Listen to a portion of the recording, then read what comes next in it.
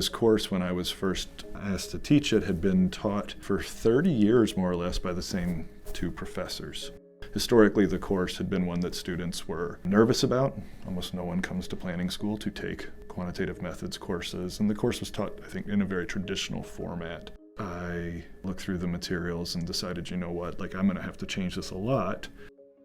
I think almost everybody has imposter syndrome when you walk in. I mean, I'd worked as a TA as an undergrad and a master's student. I had taught my own course as a doctoral student. But I was still nervous, right? Like, you've got this thing of tenure hanging over your head the whole time. If you're not on the tenure track, if you're an instructor or an adjunct, then from the university standpoint, you can be afraid you're disposable.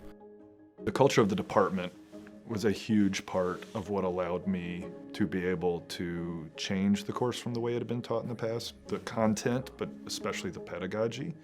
Within our School of Public Affairs and Administration, we have a diversity, equity, inclusion strategic plan.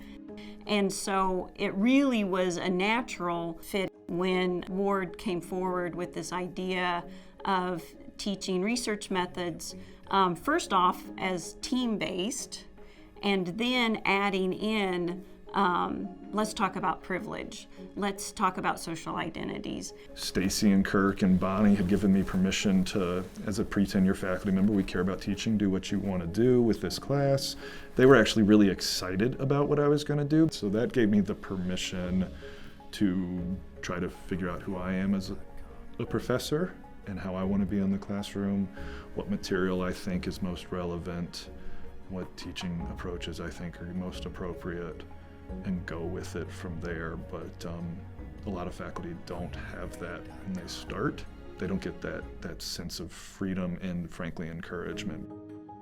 KU has a Center for Teaching Excellence that is that. They do National Science Foundation funded research on teaching. They're innovating and supporting innovation across the university. They do regular discussion sessions and workshops about different types of teaching. At universities, the other thing that we're supposed to be doing is doing research. At the Center for Teaching Excellence, you can research and study your teaching.